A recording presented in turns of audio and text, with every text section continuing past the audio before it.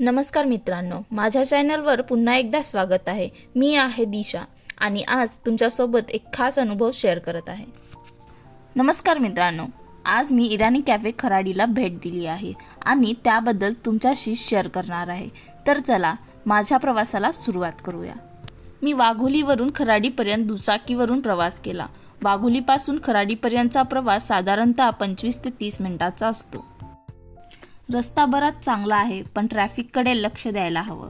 प्रवास फारसा लांब नाही, पण आरामदायक आहे। आता आपण आलो आहोत इराणी कॅफेमध्ये।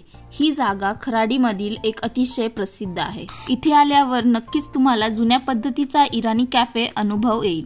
खास करून इथे चहा आणि बन मस्का खूप प्रसिद्ध आहे। इराणी कॅफे हे एक पारंपरिक कॅफे आहे, जे सामान्यतः शहरातील अनेक भागामध्ये पसरलेले आहे।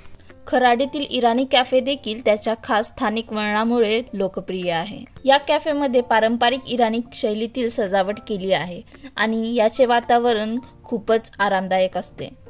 मी चहा आणि बन मस्का ऑर्डर केला आहे।